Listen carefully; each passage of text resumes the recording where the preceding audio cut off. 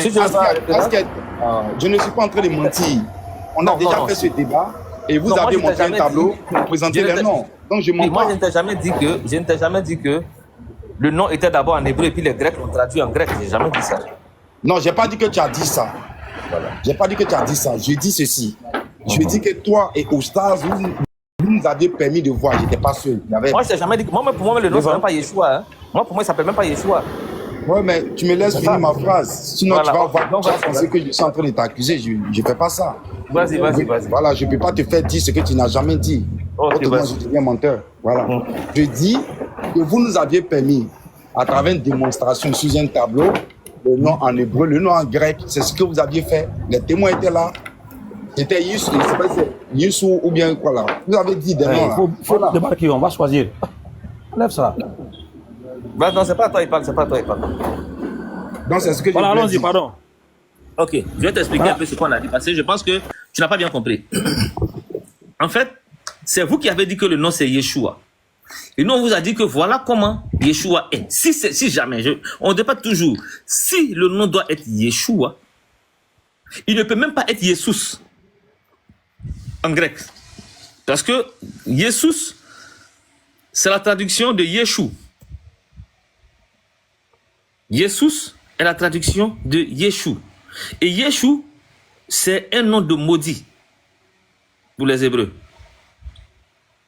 Donc, est-ce que l'appeler Jesus fait de lui quoi?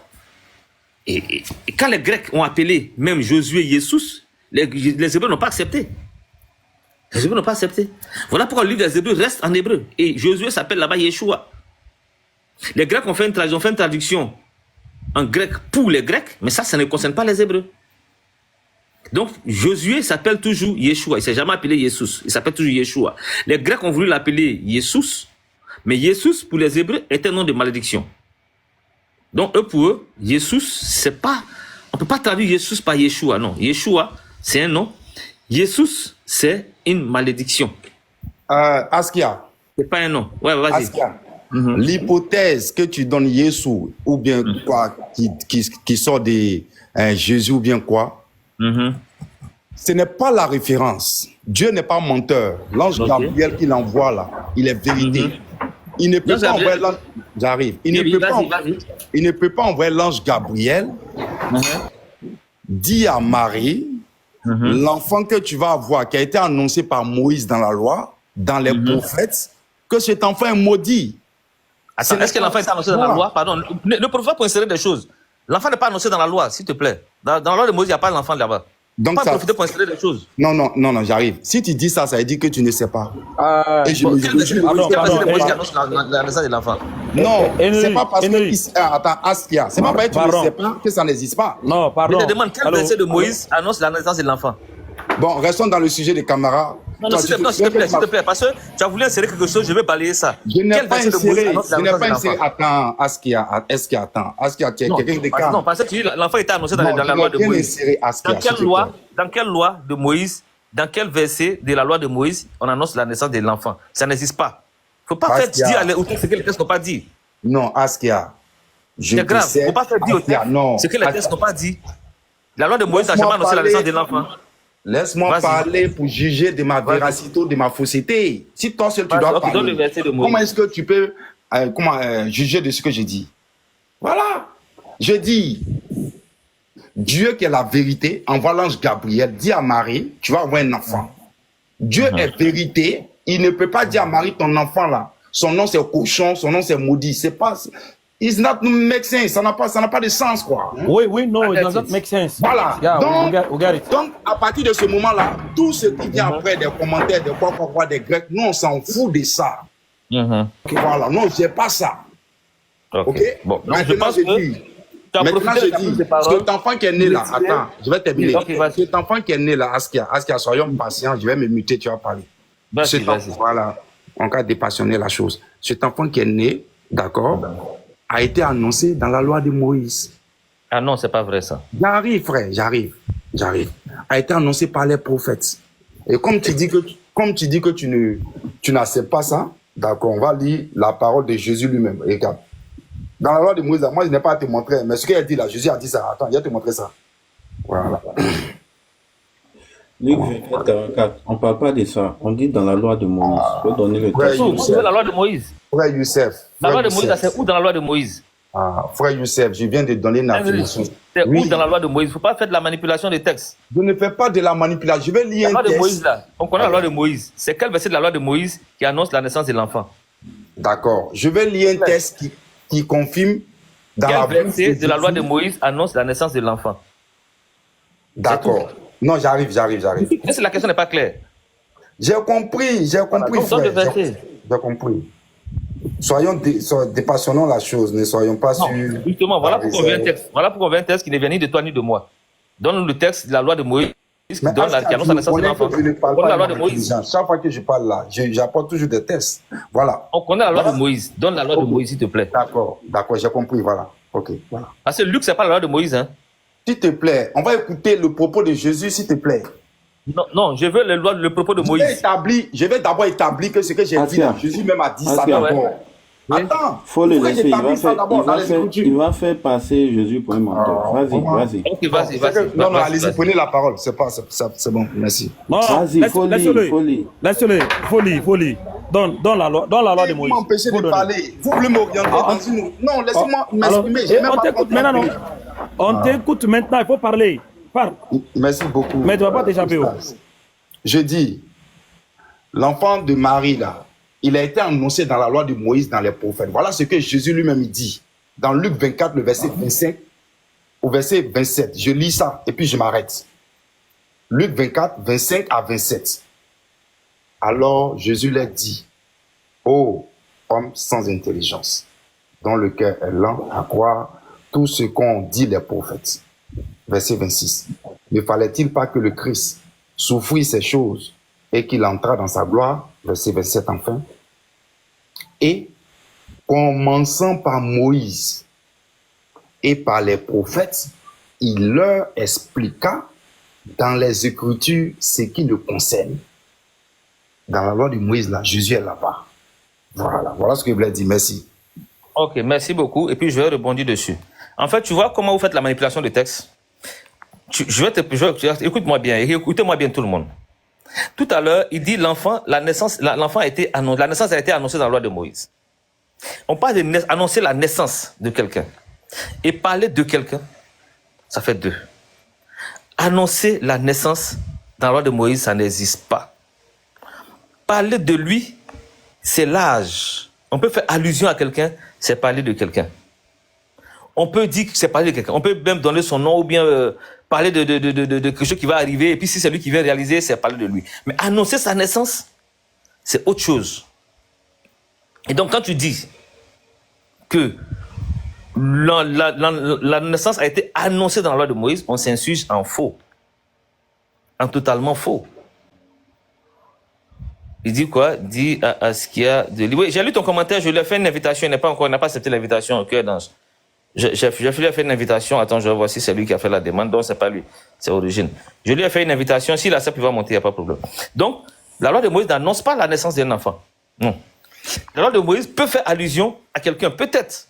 Et je suis toujours au conditionnel. Si jamais la loi de Moïse fait allusion à lui, donne le verset qui fait allusion à lui, et va voir. Mais c'est même pas ça, il s'agit. La question qu'on te pose, c'est où est-ce que dans la loi de Moïse, on annonce la naissance de l'enfant? Ça n'existe pas. Donc, de grâce, quand tu veux dire, ou bien, quand on va dire, parce que ça, je pense que ça, c'est balayé, quand tu dis que Dieu envoie son ange pour annoncer la naissance d'un enfant, il envoie l'ange, il dit à Marie, Marie, voilà, je t'annonce la naissance d'un enfant. Et il donne un nom. Mais le nom qu'il donne à Marie, là, et voilà pourquoi je voulais faire la première balayette sur ton premier propos. Quand tu as essayé de faire croire que les Grecs ont pris des textes en hébreu qu'ils ont traduits en grec, ça c'est faux. Les Grecs n'ont traduit aucun texte. Les Grecs ont écrit directement. Ils n'ont pas traduit. Donc, quand s'il y a une traduction, ça veut dire qu'il y a une source à partir de laquelle on fait une traduction. Mais les Grecs n'ont pas fait ça. Ça veut dire que c'est même pas les Grecs, les Romains n'ont pas fait ça. Quand ils ont écrit les évangiles, ils ne sont pas basés sur un texte, source, qu'ils ont traduit pour produire ce qu'on a aujourd'hui. Non. Le texte que tu as dans ta main là, c'est lui qui est la source lui-même. Donc, ce qui est dedans, wa alaykoum salam mon frère Origine. Donc, ce qui est dedans, c'est ça qui est la base. Et c'est à partir de ça que les traductions ont été faites. Mais le texte, celui-là même, n'est pas une traduction. Parce que quand tu penses que le livre, les évangiles que tu as en hébreu, le Nouveau Testament, là, tu penses que le Nouveau Testament, c'est une traduction? Non. Le Nouveau Testament en grec n'est pas une traduction. Hein. C'est la version originale du Nouveau Testament qui est en grec. Et c'est essentiellement en grec, pas d'autre langue. Donc déjà, le nom que tu trouves déjà en grec, quand on te dit que ce nom-là, en grec déjà, il pose problème. Le nom qu'ils ont mis dedans en grec, là, il pose problème. Je peux faire une parenthèse? Vas-y, fais ta parenthèse, puis je vais continuer. D'accord. Tu es d'accord avec moi qu'à l'époque contemporaine de Marie, au milieu du peuple d'Israël, ce peuple-là ne parlait pas le grec. Bien évidemment. Et que la langue commune était l'hébreu. Bien évidemment. Et donc, si la langue commune est l'hébreu, ça veut dire que en oral, en écriture, c'est en hébreu. On est d'accord? En quoi? Je ne comprends pas. Si la langue de la période contemporaine à Marie, qui eux-mêmes sont hébreux, il est évident que la langue de cette époque-là, au milieu de leur peuple, c'était la langue hébreu. C'est correct, non? Bon, regarde ce que je vais te faire. Tu es ivoirien, mon frère? Bien sûr. Ok, tu es quoi? Baoulé, Agni, Bété? Non, je suis ivoirien. Ok, non, en fait, c'est important. Je pense que tu connais la reine Abla Kokou? Oui, je la connais. Tu connais Souniata Keita? Bien sûr. Ok. Est-ce qu'il y a Abla Kokou, il y a une écriture qui parle d'elle? Oui, il y a des livres qui parlent d'elle. Les livres là, c'est des traductions ou bien c'est les livres eux-mêmes? C'est des traductions. C'est des traductions? Non, tu sais, tu vas nous envoyer loin. Revenons non, dans... pas. Non, s'il te plaît, c'est important. Je vois ce que tu veux dire, mais ça ne tient pas dans les écritures. Je vais te montrer ça. S'il te plaît, laisse-moi parler. Excuse-moi. S'il te plaît. Oh là là. Écoute-moi, chante avec quelque chose. J'ai dit, il faut m'excuser. Donc, tu as la parole, pardon. Excuse-moi. Voilà. Ok, merci beaucoup. Je vais te dire que parler de quelqu'un. Parce que quand tu vas prendre Luc, tu prends Luc. Luc, là, son nom en hébreu, là, c'est quoi? Il n'y en a pas. Luc, c'est un grec. Marc, c'est quoi? C'est un grec. Son nom, c'est grec. Luc, c'est grec. Pour te dire qu'il y a des gens qui sont des grecs qui ont écrit. Ils sont des grecs, ils n'ont aucun côté au début, c'est des grecs qui ont écrit. Tu vois? On te dit, à supposer que ce soit eux qui ont écrit, parce que rien n'indique que c'est eux qui ont écrit les livres, mais à supposer. Ce sont des grecs. Matthieu, on dit l'évangile selon Matthieu. Selon ce qu'on aurait entendu de Matthieu. Mais Dieu nous a dit que Matthieu a écrit lui-même. C'est selon Matthieu, c'est pas Matthieu qui a écrit. Pareil pour Jean, c'est pas Jean qui a écrit. Et ça, on trouve ça dans Jean 24, 21. On trouve ça dedans. Pour dire qu'il y a des gens qui ont écrit ces livres-là après le passage des apôtres et après le passage de Jésus. Et ces gens qui ont écrit ces livres-là, on te dit que les livres-là ont été écrits en grec. Pas en hébreu et traduits, non. Ils ont été écrits en grec. C'est-à-dire que c'est pas parce qu'aujourd'hui, un Américain vient et puis décide d'écrire l'histoire je vais dire quoi, de Laurent Gbagbo, ou bien il va écrire l'histoire de Souniata Keita en anglais, que ça veut dire qu'il a traduit. Non, il n'a pas traduit, il a écrit. Maintenant, ce qui sera traduit de lui, son écrit, ça sera les traductions. Mais lui, il a écrit. Il a fait des recherches, il a regroupé des choses, et puis il a écrit. Il a écrit. Et ça, il est responsable de ce qu'il a écrit.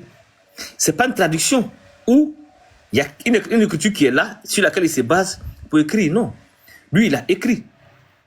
Quand on dit que les évangiles synoptiques, le plus ancien, c'est Marc. On sait que Marc a été la source. Tout le monde est passé de Marc pour écrire. Marc lui-même, là, son nom, là, Marc, c'est grec, non? Il n'y a pas Marc en hébreu. Marc, c'est en grec. Donc, c'est pour te dire que c'est un grec déjà qui a écrit. Et puis, tout le monde a parti écrire à partir de ce grec-là. Donc, pour dire, s'il te plaît, quand tu veux faire des suppositions, il faut les étayer par quelque chose de vérifiable. Pour qu'on puisse se fier à ça. C'est ce que j'aime toujours dire. Fiable. Ok, shalom. Fiable. Je voulais prendre la parole. Enrich, s'il te plaît. Enrich, s'il te plaît. Enrich, s'il vous plaît. Voilà. Sam, shalom, Monsieur Sam. Bonjour. Oui, bonjour. Voilà. Donc, on demande la parole avant de la prendre. On ne la prend pas comme ça. Oui, c'est ce que je suis en train de faire, je crois bien. On ne vous l'a pas encore donné la parole. Vous avez demandé, on ne vous l'a pas donné la parole. Donc, fermez votre micro, s'il vous plaît. Vous n'allez pas couper la parole à quelqu'un. Merci beaucoup. Vous avez fermé le micro? Merci beaucoup. Voilà. Donc, je continue le propos. Voilà. Donc déjà, ce qu'on a comme élément sur le texte, l'écriture du Nouveau Testament, c'est essentiellement écrit en grec. Dans sa totalité, pour ne pas dire entièrement écrit en grec, le Nouveau Testament. Donc, ce que le Nouveau Testament va dire, il est en grec, il n'est pas traduit. Le Nouveau Testament n'est pas traduit d'un livre, non, il a été écrit en grec. Les autres écritures sont les traductions du Nouveau Testament dans d'autres langues. Maintenant, si tu penses que le Nouveau Testament est écrit en hébreu, envoie-nous le manuscrit ou bien la source et puis on va vérifier. Où est-ce que tu as que le Nouveau Testament est écrit en hébreu? Ça peut expliquer l'histoire des Hébreux, mais c'est écrit en grec. On peut bien expliquer l'histoire des Hébreux, comme on explique l'histoire des Incas, des Mayas, des Aztèques, mais ce n'est pas écrit dans ces langues-là. On peut écrire l'histoire de Teotihuacan, de Machu Picchu, de ce que tu veux, de Quetzalcoatl, tout ce que tu veux. Mais Quetzalcoatl, son histoire, c'est en espagnol. Pourtant, c'est aztèque. Donc, s'il te plaît, donne-nous, avant de continuer, l'écriture hébreu du Nouveau Testament pour qu'on sache que ça a été traduit à partir de cette écriture-là. Sinon, on va considérer jusqu'à preuve du contraire que c'est en grec. Merci beaucoup. Vas-y, tu peux prendre la parole, Heinrich. Vas-y. D'accord. Merci, Askia. Je comprends tes arguments, mais je les refute et je ne partage véritablement pas cette position, bien que je crois qu'à cette époque, la langue grecque et la grecque ancienne, bien sûr, existaient. Je dis, Marie, elle parlait la langue hébreu parce qu'elle était hébreu. L'ange Gabriel qui vient là, c'est pas grec, il a parlé à Marie. Il a parlé en hébreu à Marie. Et donc, la langue hébreu de l'époque contemporaine de Marie était l'hébreu. Elle était orale et elle était écrite. La preuve de ce qu'elle était écrite, c'est dans Luc 4. Jésus qui rentre dans le temple, on lui remet le rouleau du prophète Ésaïe. C'est en quelle langue? C'est pas en grec, frère. Le livre du rouleau d'Ésaïe que Jésus a lu dans le temple, là, dans Luc 4, là, c'était pas en grec, c'était en hébreu. Il a lu ça en hébreu. Ceux qui écoutaient, c'était le peuple d'hébreu. Donc ça confirme qu'à cette époque contemporaine, la langue hébreu écrite existait. Et qu'au milieu de ce peuple-là, il y avait des scribes hébreux qui écrivaient en hébreu. C'est ça qui est vrai. Tu vois? Maintenant, si tu me dis que oui, c'est ce que tu as dit, Matthieu, Luc, Marc étaient des citoyens grecs, il nous appartient de vérifier, de confirmer ou bien d'infirmer ça. Et je pense que toi-même, tu m'as soumis un sujet à discussion qui prend en compte tout ça. Donc, certainement, quand je vais finir ce dimanche-là, la semaine prochaine, je vais te donner une date et puis on va en parler. C'est ce que je sais. Maintenant, si les écrivains, je vais terminer par là, et puis laisser la parole à Sam qui veut parler. Si les écrivains, Matthieu, Luc, Marc et Jean, qui pour toi, avec preuve, on attend tes preuves tangibles, sont grecs et ont écrit, relaté l'histoire de l'évangile et de Jésus en langue grecque, d'accord? Et que eux, dans leurs propos, ils disent que Jésus, c'est-à-dire Yeshua, qui est notre Seigneur, nous, s'appelle cochon, ça n'engage que eux. Voilà. Ça n'a pas d'effet sur nous, notre foi. Parce que ce personnage-là, nous connaissons son identité. Et notre foi est fondée sur ce personnage-là. Merci beaucoup. Ok, merci beaucoup, mon cher, mais je vais rebondir sur ce que tu as dit. Comme je t'ai dit là, tu as dit que je t'ai présenté. Ok, vas-y, Camara peut parler. Bissim, la Camara. Ok, vas-y. Barakalofik. Ouais, Baki. On est en train de calculer. Monsieur Henry, c'est moi qui avais encouragé que tu montes parce que tu es vraiment un savant. Dans les autres panels, tu posais des questions vraiment pour continuer à bobiner l'esprit des gens. Voilà. Donc, tout ce que tu as dit là, moi je te dis merci. Quel est le nom que l'ange a donné à Marie?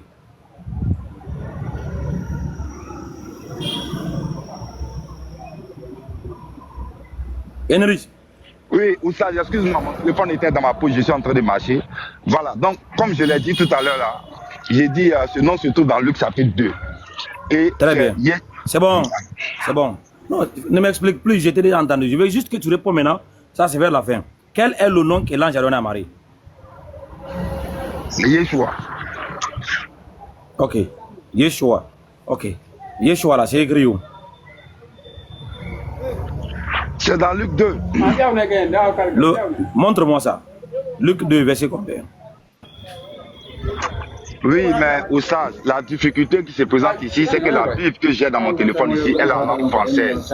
Par conséquent, le nom qu'on voit dans les deux là, ce n'est pas Yeshua, mais c'est Jésus, frère. Voilà. Maintenant, c'est pourquoi vous allez tout parler. Ce que je demande là, c'est la preuve maintenant là de ce que tu as dit. Donnez-moi, tu as dit le nom que l'ange a donné à Marie, c'est Yeshua. C'est écrit où? L'écriture que je veux. Parce que toi et moi, on est nés à partir des années 1900. On n'est pas des témoins oculaires. On est venu trouver ces informations-là ici, alors on se base sur les choses avant de faire les affirmations. Moi, je ne suis pas là pour écouter ce que la télé dit, ce que je vois dans les vidéos YouTube. Non. Pour moi, et je sais que pour toi, nos livres saints sont plus crédibles que tout article que nous allons lire sur le site internet. Si la Bible n'a pas confirmé une chose là, en aucun cas je peux prendre des informations en dehors du Coran, plus important que ce que dit le Coran. Je vous demande encore, Yeshua là, que tu as dit que c'est que l'ange a donné à Marie là, c'est écrit où?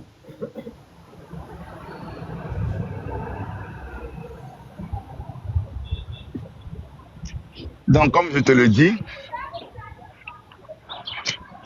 j'ai une Bible en hébreu et en grec. Mais elle n'est pas disponible sur mon téléphone. D'accord? Non, donne la référence. Tu n'as qu'à donner la référence, on va lire. Moi, je suis dehors, mais je vais prendre mon deuxième téléphone, on va lire. D'accord. Cette Bible-là, on l'appelle la Bible de Yeshua. La Bible de Yeshua là, est née en quelle année? S'il te plaît, la Bible de Yeshua, en quelle année c'est venu en existence? En 2013. Askia, laisse-moi répondre, pardon, parce que là, moi, quand il philosophe là, c'est comme si ma tête n'y arrive pas. Ça me chauffe quoi.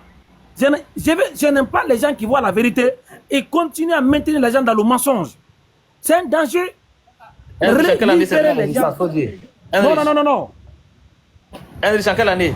Regarde, mettez, la Bible de Yeshua Mashiach, là, la BYM, là, c'est venu en quelle année?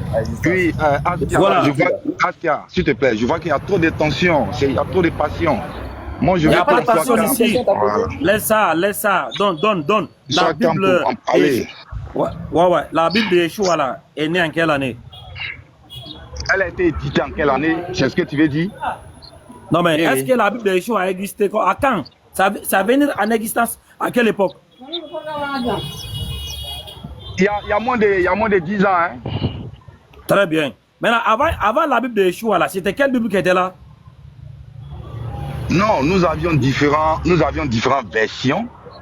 Donnez les versions. De la Bible. Donnez les versions. Mais oui, donne. Il y a Louis second, il y a ok. Avant Louis second, c'est bon. La Bible Louis second est venue en quelle année? Non, la Bible Louis second, la première édition, je pense, je sais plus, la première édition, il y a eu en 1910. Donc c'est pas suffisant, il faut chercher encore ancien. Avant 1910, c'est quelle version qui était là encore? Il y a eu plusieurs Bibles, il y a eu la Septante, il y a eu plusieurs Bibles. Très bien, c'est bon, on est d'accord. La Septante est venue dans quelle époque? Non, je ne sais pas. Vraiment. La Septante, là, c'est avant la naissance de Jésus, mais c'est même pas, ça parle pas de, c'est l'Ancien Testament, la Septante. La Septante de l'Ancien Testament. Attends. Tu discutes avec moi. Non, attends. Tu discutes avec moi. Je pense que c'est parce que tu penses que tu as de la considération pour moi. Tu me poses une question, je te dis, je sais pas. Ari Askia, pardon. Voilà, Ari Askia, pardon. Okay. On est vers la fin. Voilà. Tu sais, toi, tu dis que tu ne connais pas à quelle époque la Septante est venue en existence. Et la Septante, est-ce que la Septante fait partie des textes originaux ou bien la Septante, c'est une version traduite? Pour ça, honnêtement, je ne peux pas actuellement là. Quand je suis en train de sortir, aller prendre ma voiture, aller au travail. Je ne peux pas véritablement être disposé à débattre comme ça et puis te montrer les preuves. Honnêtement, je suis honnête avec toi. C'est pas une preuve, c'est une réponse que je demande. Tu me poses des questions pour lesquelles écoute-moi, je vais terminer. Henrich, toi, tu es un savant. Moi, je te vois souvent sur des panels chrétiens. On te donne les places. Toi, tu es un grand. Tu vois, c'est toi qui donnes les enseignements aux autres chrétiens là. Toi, tu es un savant. Voilà. C'est toi qui dis aux gens, fais descendre là. Il ne connaît pas. Tu poses des questions, puis on te respecte. Donc, étant un savant, il faut assumer. J'ai dit, la Septante, selon toi qui étais là avant Louis II, avant Jean Makatu, avant la Bible de Yeshua, avant la Bible Eraki, avant toute autre version là, la Septante est venue en existence en quelle année? Est-ce que la Bible Septante, c'est une version traduite ou bien c'est les versions originaux?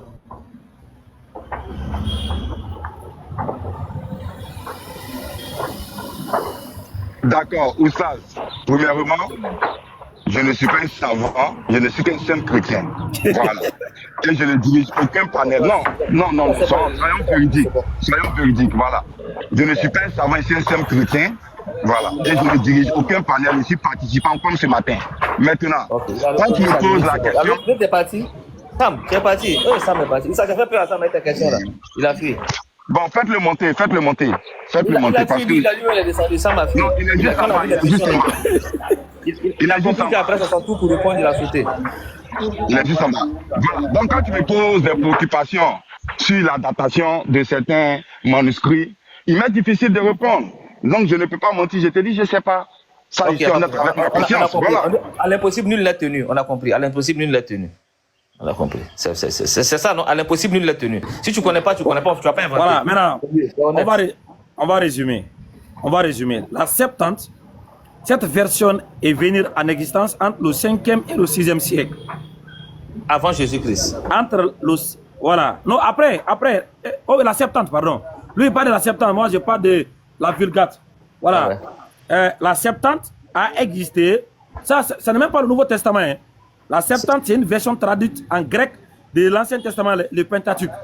Voilà. Et ça existait le 3e et le 2e siècle avant l'office de Marie. Exact. Donc ça, c'est avant l'office de Marie. On entend parler des textes qu'on a écrits parce qu'il n'y avait pas de Bible. La Bible est venue en existence après l'office de Marie. Parce que ce qu'on appelle Bible, c'est l'ensemble des livres regroupés pour former un seul livre. Et cet assemblage n'a jamais été fait jusqu'après l'office de Marie. Ce que vous appelez Ancien Testament, ces livres n'ont jamais été regroupés ensemble, unanimement acceptés par tout le peuple juif jusqu'à l'an 92 après l'office de Marie, dans le concile de Jamnia. Et cet assemblage a été fait après l'office de Marie. Donc il n'y avait même pas l'entente même sur ce qui peut être un livre révélé, même jusqu'à le temps du fils de Marie. Donc ça, note ça très bien. Ce qu'on te demande là, le livre de Luc dont toi tu parles là, on parle de ces textes. Luc là, c'est le passage de Luc 1,31. On ne le trouvera pas au 1er siècle. On ne trouvera pas même au 2e siècle. Les fragments de l'évangile de Luc a été trouvé vers la fin du 2e siècle, 3e siècle, qui vient nous trouver automatiquement vers le 4e siècle. Donc ces passages-là n'existent pas au 1er siècle, ni vers le début du 2e siècle.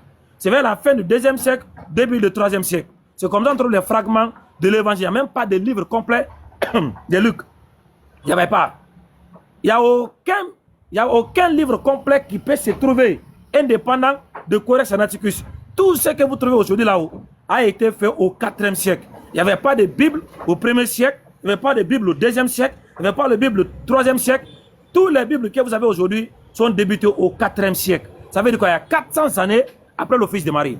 Maintenant, on te demande quel est le nom, pour la dernière fois, je ne veux pas que tu me fasses maintenant, on t'a détaillé. Quel est le nom que l'ange a donné à Marie pour son fils dans la Bible?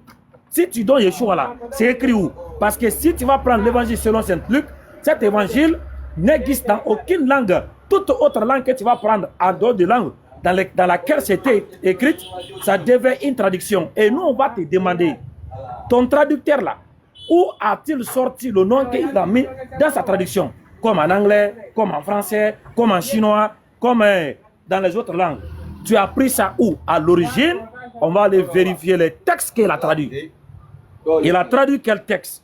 S'il a traduit le texte grec, quel était le nom grec qui se trouve dans les textes? Donc, il a traduit, qui a donné son nom, qu'il a mis dans sa traduction. Si on voit que le nom ne correspond pas, on va rejeter parce qu'il a fait une fausse traduction, il a inventé quelque chose qui n'existe pas dans les textes originaux. Donc, on te demande encore, en toute sincérité, monsieur Enrichi, vraiment le savant, Marie a reçu quel nom? D'accord. Ça, je vois que tu m'apprécies bien, mais je suis pas savant, je suis juste ton frère. Voilà. Donc, je disais que le nom reçu par Marie pour son enfant, c'est Yeshua. D'accord? Maintenant, vous m'entendez, j'espère. Bien Vous même. m'entendez? D'accord. Voilà. Donc, maintenant, ici, avant que Yeshua ne naisse, dans la loi de Moïse, dans les prophètes, il a été question de lui. D'accord? Il a été question de lui dans la loi de Moïse, dans les prophètes, et même bien avant la loi de Moïse. Et donc, s'il a été question de lui avant la loi de Moïse, dans la loi de Moïse, dans les prophètes, il est notoire que nous devons nous asseoir et puis scruter les textes en rapport avec cette naissance-là de l'enfant de Marie, Yeshua, dans la version grecque. Or, ma disposition actuellement ne me permet pas parce que j'aurais aimé être assis devant mon ordinateur comme vous et puis on active la caméra et on scrute les écritures ensemble. Voilà. Mais là, nous sommes dans une position Tu peux seulement donner le nom. Voilà, tu peux seulement donner le nom. Yeshua, c'est où tu as pris ça, donne la référence. On va vérifier, mon ami. Yeshua, c'est dans quel passage? Yeshua, là, c'est Luc. Aïe, aïe, aïe. Mais Luc là, c'est en grec. Luc, c'est en grec. Luc, c'est pas en hébreu. L'évangile selon Saint Luc a été écrit en grec. D'accord. Tu as pris Yeshua là. Yeshua, c'est pas en grec. Yeshua, c'est en hébreu. Où tu as pris le nom hébreu là, dans un texte grec. Tu as pris Yeshua là, où, mon frère? Yeshua là, c'est biblique. C'est dans Luc 2. Ce que non, Luc. Mais Luc 2, c'est en grec. Luc chapitre 2, le verset 2. Le nom qui est écrit là-bas, là, c'est le nom Jésus. Jésus. Yeah. C'est Jésus. Oustaz. Oui, c'est Jésus qui est écrit là-bas. D'accord. Oustaz, moi je sais que tu es régulier sur ton panel et cette préoccupation question là, ça fait quelques semaines que tu sais toujours là. Moi j'en appelle à ton intelligence et à ta patience. Parce que moi dimanche je suis disposé. Pour que si le dimanche, Oustaz, voilà, il demande pardon. Oustaz, attends, j'ai dit à Oustaz, il demande pardon. Il veut que tu le laisses partir, il va revenir. Hein? Il demande pardon. C'est bon, c'est bon. Voilà. C'est bon, comme il pense qu'il ne peut pas pour le moment. Voilà, va aller te renforcer, tu reviens. Monsieur le savant. Mais quand tu dis maintenant là, faut pas aller te faire savoir là-bas maintenant. Hein. Voilà, ici là, tu as un élève. Pardon, faut arrêter ton téléphone. Il faut arrêter tes taquinages là. Voilà, Oustaz, pardon, permets-moi de vider un contentieux avec Askia. Vas-y. Voilà, merci. J'ai un contentieux, un ramba avec lui, là, Henri Couché. Askia, hier, sur le panel du frère Youssef, je t'ai écouté. Quand je suis revenu à ma disponibilité, tu es parti. Je vais juste essayer de rappeler ton propos. Tu vas confirmer ou bien tu vas corriger, s'il te plaît. Hier, tu as dit ceci, que le Nouveau Testament n'a pas la même valeur de foi, de croyance spirituelle que l'Ancien Testament, parce que selon toi, l'Ancien Testament, Dieu a parlé aux prophètes. Par contre, dans le Nouveau Testament, il n'y a qu'une parole qui est sortie, celui-ci est mon fils bien-aimé, écoutez-le. Et donc, c'est des paroles des hommes. Il n'y a pas de prophète dans le Nouveau Testament. Est-ce que c'est correct? Ok, je vais te dire, tous les auteurs du Nouveau Testament, il n'y a aucun prophète parmi les auteurs du Nouveau Testament. Et même cette parole où on dit, celui-ci est mon fils bien-aimé, tout, c'est un homme qui le dit, qui relate, c'est un narrateur qui dit ce que Dieu lui aurait dit, mais ce gars-là encore n'est pas un prophète. Contrairement à l'Ancien Testament, où les gens disent, l'Éternel m'a parlé en ces termes et l'Éternel a dit. L'Éternel m'a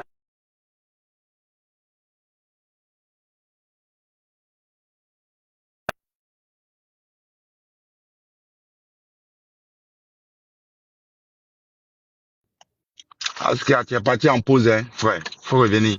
Il a reçu un coup de fil, je pense. Donc, patiente, il va arriver. Donc, après mon sujet avec Askia, là, vous allez me permettre, je vais descendre et puis revenir plus tard à ma disponibilité pour permettre à d'autres personnes de parler. Il n'y a pas de problème. Allô? Ok. Heinrich, tu as fini avec Askia? Je pense que Askia, il a eu un appel. Là. Voilà, c'est ce qu'on m'a dit. C'est ce qu'on m'a dit aussi. Ok, très bien. Voilà. Donc, tu vas aller faire tes recherches? Non, tout est déjà calé. J'ai tout ça là dans mon ordinateur. Monsieur, si tu es prêt, il n'y a pas de souci. Tu seras déciencé. Ouais, Sam. Sam, bonjour. Oui, shalom, shalom à tous. Ouais, shalom, nous sommes à vous. D'accord. Bon, d'abord, je vais demander d'abord le thème, mais attends, bien avant même que je ne demande le thème, c'est par rapport au frère qui parlait tout à l'heure, qui est descendu là. Je crois qu'il a reçu un appel. Il avait dit quelque chose par rapport aux auteurs de la Bible, là, que c'était... je suis là. Il est revenu. Voilà, ok. Tu avais dit quelque chose par rapport aux auteurs de la Bible, là, qu'ils portaient des noms grecs et que c'était des Grecs sûrement, c'est ça? Écoute, je vais te répéter ce que j'ai dit. Ok, vas-y. Voilà. Je dis Luc. Luc a son nom qui est grec. Et le destinataire de la lettre qu'il a écrit, c'est Théophile qui est grec. D'accord. Voilà. Donc Luc a un nom grec et il écrit à un grec. Le livre que Luc a écrit là, c'est pas destiné à toi ni à moi, c'est destiné d'abord à Théophile. Et ce gars-là, son nom c'est grec. Donc Luc déjà, on est sûr que Luc a écrit en grec. Parce qu'il a écrit en grec à un grec. Il n'a pas écrit à des Hébreux. Marc, son nom là, c'est grec. Il n'y a aucune occurrence qui dit que Marc c'est hébreu parce qu'il n'y a pas le nom Marc en hébreu, ça n'existe pas. Matthieu, Mathia, ça, il y a le nom en hébreu. Mais il n'y a aucune encore preuve qui vous dit que Matthieu, c'est Matthieu qui est le disciple de Jésus là, qui a écrit l'évangile de Matthieu. Jean, en hébreu, c'est Yohanan. Ça existe en hébreu. Mais le livre de Jean te dit que c'est un groupe de personnes qui a écrit ça. C'est que le livre de Jean lui-même te dit. Que c'est pas Jean qui a écrit, mais c'est un groupe de personnes qui a écrit. Donc, on n'a rien pour dire que... Ok, est-ce que tu peux nous donner la référence? Tu ne me coupes pas la parole, s'il te plaît. Je termine, voilà. On n'a rien pour dire que c'est ceux-là qui ont écrit. Ça, c'est le premier point. Le second point, historiquement, ce qu'on peut vérifier et quantifier, et à ce qu'on peut se fier, c'est que tout est dit partout. Le Nouveau Testament est écrit essentiellement en grec. Il n'y a aucune écriture du Nouveau Testament en hébreu auto-originelle, ça n'existe pas. Si ça existe, je veux bien voir. Donc déjà, quand on est sur les noms. Tu t'es muté, hein? Non, il a eu un appel. Ok. Voilà, alors tu m'entends? J'ai reçu un appel. Donc, ok, il y a vas-y. Une communication.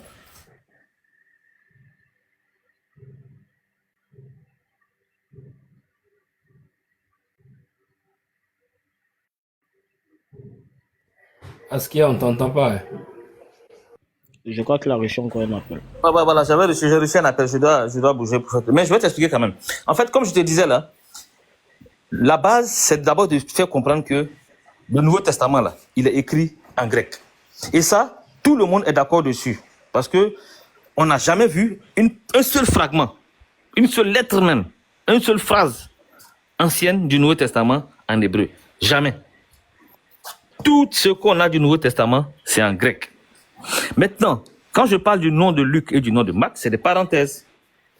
C'est des parenthèses, voilà. Pour dire que ceux-là même déjà ont des noms en grec. Déjà. Et on était dans le livre de Luc, parce que c'est le livre de Luc qui est le verset qui expliquait la question à laquelle le gars voulait répondre. Concernant le nom du fils de Marie. C'est le verset de Luc qui le donne. D'accord. Voilà. Et donc, ce livre de Luc là, il est écrit par un personnage qui porte un nom. Selon vous, hein, si c'est jamais Luc qui a écrit. Parce que dans le livre de Luc lui-même, il n'y a pas le nom de Luc dedans. Dans le livre de Luc, il n'y a pas le nom de Luc. Dans le livre de Luc. C'est seulement dans le titre qu'il y a son nom. Dans le livre de Luc, il n'y a pas le nom de Luc. Il y a même le nom de Théophile, mais il n'y a pas le nom de Luc dans le livre de Luc. Mais le titre même qu'on lui donne est un certain homme qui s'appelle Luc. Et ce nom Luc-là, c'est un nom grec.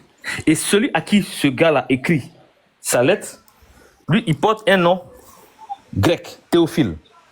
Donc, on a un grec qui écrit à un grec. Marc, c'est pareil. Et Marc, on appelle ça le livre le plus ancien des livres synoptiques. C'est-à-dire que l'évangile de Marc, de Matthieu et de Luc. Les trois livres-là, c'est les évangiles synoptiques. Parce qu'ils vont à peu près dans le même sens.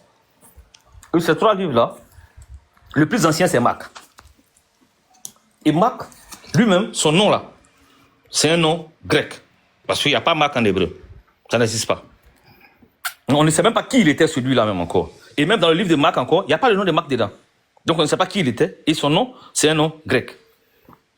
Donc, si ce gars-là, qui est le plus ancien, a un nom grec, a écrit, et on sait que tous les autres livres ont été écrits à partir de lui, son livre, donc les autres livres peuvent même être des traductions ou bien même des dérivés de lui, son livre. Et ça, lui déjà, il a un livre qui a un grec. Donc où est-ce que vous prenez de l'hébreu dans l'historicité du Nouveau Testament? Je t'écoute. Ok, que le Seigneur te bénisse abondamment. Merci bien pour ce beau développement. Et je ne dirai pas le contraire du sens de ce que vous venez de détailler tout à l'heure. En ce qui concerne la traduction grecque des Écritures du Nouveau Testament. Voilà, parce que même déjà dans la présentation de Jésus-Christ, dans le livre d'Apocalypse, il se présente comme étant l'alpha et l'oméga. Or, nous savons que ces deux symboles sont des symboles grecs, pour ne pas dire des lettres alphabétiques grecques. Voilà. Et moi, sur ce point-là, dans la tradition grecque de la Bible, moi, c'est pas un problème. Voilà. Mais arrête le problème, c'est c'est pas une traduction, s'il te plaît. Arrête de traduction grecque. Il faut dire écriture grecque, c'est pas une traduction. Ok, d'accord. C'est pas une traduction. Ok, d'accord. J'accepte ta version. Ok. Les écritures écrites de façon originelle grecque. Voilà. C'est pas un problème, mais c'est par rapport aux auteurs. Voilà. Il faut dire que on peut s'écorcher rapidement sur les auteurs en disant que ce sont des Grecs.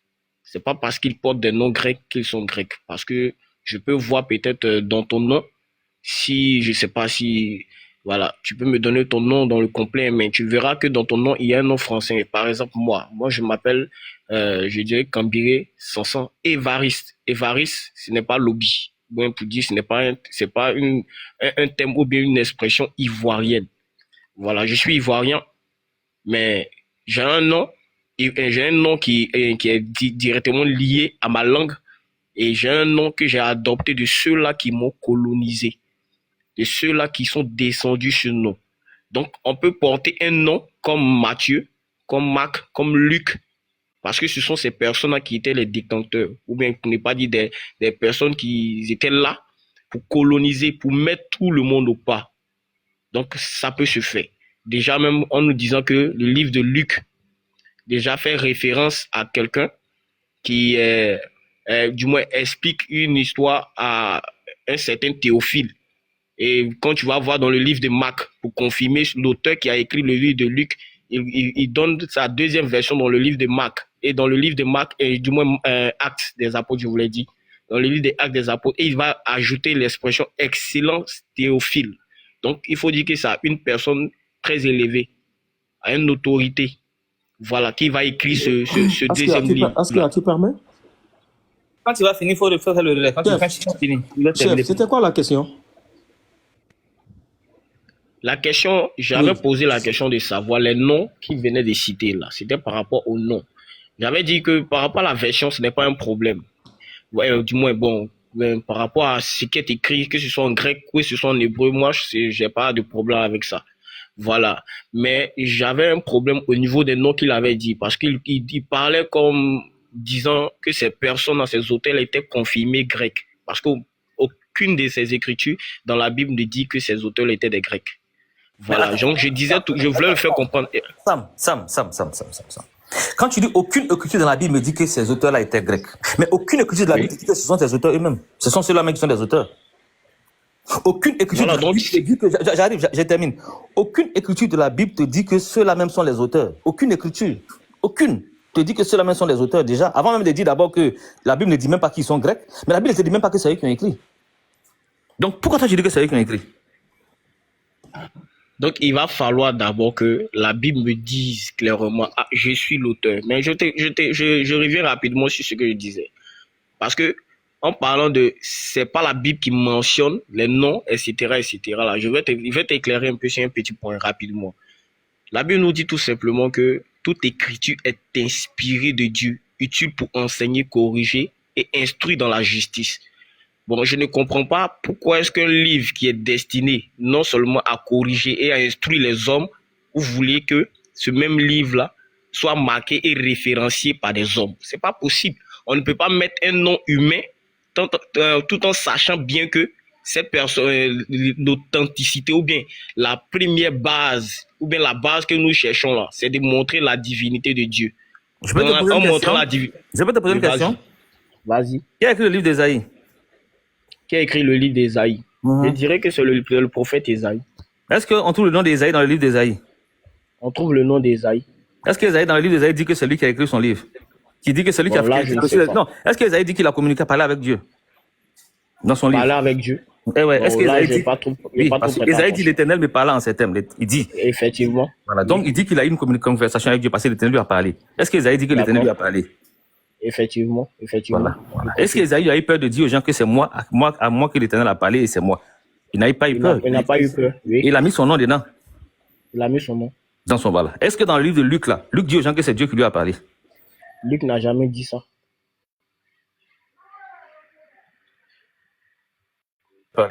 Est-ce que Luc dit que c'est Dieu qui lui a parlé? Non, j'ai dit Luc n'a jamais dit ça. Est-ce que Marc dit que c'est Dieu qui lui a parlé? Marc n'a jamais dit ça. Est-ce que Jean dit que c'est Dieu qui lui a parlé? Il n'a jamais dit ça. Est-ce que Matthieu dit que c'est Dieu qui lui a parlé? Il n'a jamais dit ça. Est-ce que Paul dit que c'est Dieu qui lui a parlé? Paul. Non, ne va pas sur Paul, s'il te plaît. Restons sur les quatre là, s'il te plaît. Parce que si on va là-bas, je ne pense pas qu'on pourra. Voilà. Restons sur les quatre. Donc ces quatre là. Si tu es parti sur Paul là, je te fais sortir. Ils n'ont jamais dit ça. Ok. Il n'y a pas de problème, c'est compris. Il a dit quoi si tu vas chez Paul? Il a dit quoi si tu vas chez Paul quoi? Il dit restons sur ces quatre là. Non, il a dit si on va chez Paul sur quoi? C'est quoi? Je fais sortir le passage. Le passage de quoi? Ah mais si les preuves de celui qui écrit... Il n'y a pas de souci, Continue. Ok, donc si les quatre là n'ont pas dit que c'est Dieu qui leur a parlé, d'accord. Dieu ne leur a jamais dit d'écrire quoi que ce soit. D'où est-ce que toi tu pars pour dire que ceux-là, ils ont été inspirés par Dieu? Ils ne l'ont pas dit eux-mêmes. Et pendant que d'autres gens l'ont dit, j'arrive. D'autres gens l'ont dit sans avoir peur, sans douter. Donc, à quel moment tu penses que ces gens-là ont été inspirés par Dieu? À quel moment? Et où est-ce qu'ils l'ont dit? Est-ce que vous leur donnez ça vous-même ou bien c'est eux qui vous ont dit qu'ils ont été inspirés par Dieu? D'accord. Que le Seigneur vous bénisse encore. J'ai dit toujours que les trucs qui sont simples, on ne va pas les compliquer. Regarde, tu as dit tout à l'heure que le livre d'Ésaïe, quand Ésaïe parlait, il a dit que l'Éternel me parla en ces thèmes. Et plusieurs autres prophètes, n'est-ce pas? Tu as pris tous ces différents exemples-là. Et tu reviens dans le livre de Marc, Matthieu, Luc et Jean, et tu nous dis où est-ce que ces personnages-là ont dit que ainsi m'a parlé l'Éternel, etc., etc. Je tiens à préciser une chose, c'est que dans la Bible, nous avons 5 ministères, et selon les 5 dons ministériels... Continue avec lui, hein. Moi, il est en train de perdre le temps pour rien. Il tourne autour. Non, ne te perds pas le temps. Je crois que si tu fais... Continue avec lui, il perd le temps. Attends, déjà une chose. Tu peux me laisser terminer comme ça. Attends. Ok. Quand concernant Paul là, que Dieu lui a parlé, qui a écrit Actes des Apôtres? Qui a écrit Actes des Apôtres? Oui, c'est Luc. Donc, c'est des paroles qu'on a attribuées à Paul. Des paroles qu'on a attribuées à Paul. Oui. On a dit que c'est Paul qui a dit. Qui a dit quoi? C'est pas Paul qui a écrit que moi j'ai dit. C'est Luc qui a écrit que Paul a dit. Ou bien on a dit à Paul. On a fait parler Paul. Oui, ça c'est dans le C'est livre vrai des ou Actes pas? des Apôtres seulement. Maintenant, attends. Prends acte 22, 9. Acte 22, 9. Bon, si on peut l'afficher ici. Non, prends acte. Quelqu'un peut afficher acte 22, 9, s'il vous plaît.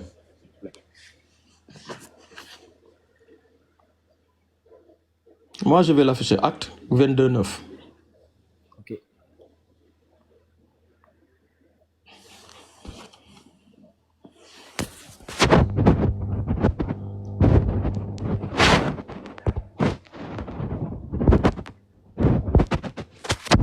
Acte 22, 9.